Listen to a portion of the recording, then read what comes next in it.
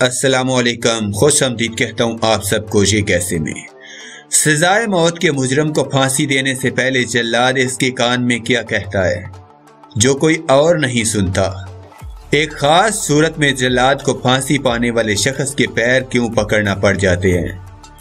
پاکستان کی تاریخ کا بہادر ترین پھانسی کا قیدی کون تھا؟ آج کی اس زیر نظر ویڈیو میں پاکستانی جلاد لال مسیح کے لرزہ خیز انکشافات پر مبنی ہے۔ مزید ویڈیو کی جانب بڑھنے سے پہلے نئے آنے والے دوستوں سے گزارش ہے چینل کو سبسکرائب کر کے بیل کے نشان کو دبا دیجیے۔ لال مسیح ایک ریٹائرڈ جلاد ہے۔ اس نے اپنی 27 سالہ پولیس کی نوکری میں 750 لوگوں کو پھانسیاں دی۔ لاہور میں 1955 عیسوی کو پیدا ہونے والا لال مسیح معروف جلاد تارا مسیح کا سالہ ہے اور اپنے خاندانی جلاد ہونے پر آج بھی فخر کرتا ہے۔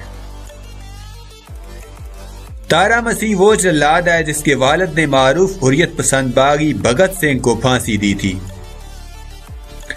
اور خود تارا مسیح نے پاکستان کے مقبول ترین وزیر اعظم ذوالفقار علی بھٹو کو تختہ دار پر لٹکایا، جس کا معاوضہ اس دور کی حکومت وقت نے مبلغ 25 روپے ادا کیا۔ اپنے بہنوئی تارا کی وفات کے بعد لال مسیح 1984 عیسوی کو بطور جلاد پولیس میں بھرتی ہوا۔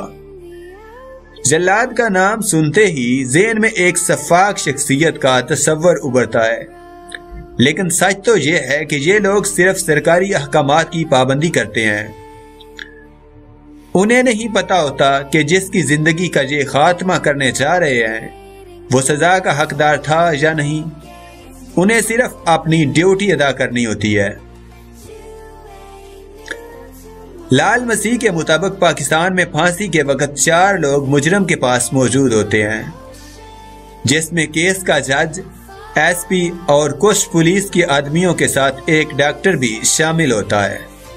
عموماً ایس پی پھانسی پانے والے سے اس کی آخری خواہش پوچھتا ہے۔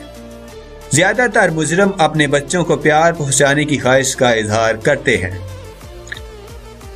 1985 عیسوی تک پھانسی کا یہ عمل مجرم کے لواحقین کو بھی لائیو دیکھنے کی اجازت تھی، تاہم سابق وزیر اعظم محمد خان جنیجو نے پہلی بار یہ آرڈر دیے کہ لواحقین کو اپنے پیاروں کی پھانسی کا سارا عمل دکھانے کی بجائے صرف ڈیڈ باڈی ان کے حوالے کی جائے۔ لال مسیح کے مطابق جب مجرم کو پھانسی گھاٹ کے سامنے لایا جاتا ہے تو اسے ایک کالے رنگ کا ماسک پہنا دیا جاتا ہے، تاہم مجرم اس ماسک میں سے باہر کا دھندلا سا منظر دیکھ سکتا ہے۔ جب مجرم کو ماسک پہنایا جاتا ہے تو پھانسی گھاٹ پر گمبھیر خاموشی چھا جاتی ہے، حتیٰ کہ ایس پی صاحب بھی پھانسی کی اجازت محض ہاتھ ہلا کر دیتے ہیں۔ لال مسیح نے بتایا کہ مجرم کو پھانسی گھاٹ پر لانے کے بعد اس کی گردن میں رسی باندھنا بھی جلاد کے فرائض میں شامل ہے۔ یہ رسی اس انداز سے باندھی جاتی ہے کہ کسی بھی صورت مجرم کا سر اس کی گرہ میں سے نکل نہ سکے۔ جب لال مسیح کسی مجرم کو پھانسی دینے کے لیے لیور کھینچنے لگتا ہے تو اس کے کان میں آہستہ سے کہتا ہے، مجھے تمہاری موت کی نہ کوئی خواہش ہے نہ سروکار، میں تو صرف اپنی ڈیوٹی نبھا رہا ہوں۔ یہ سب کچھ چیک کرنے کے بعد وہ لیور کے سٹینڈ کے پاس چلا جاتا اور ایس پی کی اجازت کا انتظار کرتا۔ اجازت ملتے ہی لال مسیح لیور کھینچتا اور مجرم کے پیروں کے نیچے سے تختہ کھل جاتا۔ مجرم کی گردن لکڑی کے فریم میں پھنس جاتی اور اس کا جسم تقریباً 5 فٹ نیچے ہوا میں لٹکنے لگتا۔ لال مسیح کے مطابق پھانسی پانے والے کے جسم کو 30 منٹ تک لٹکائے رکھنا ضروری ہوتا ہے۔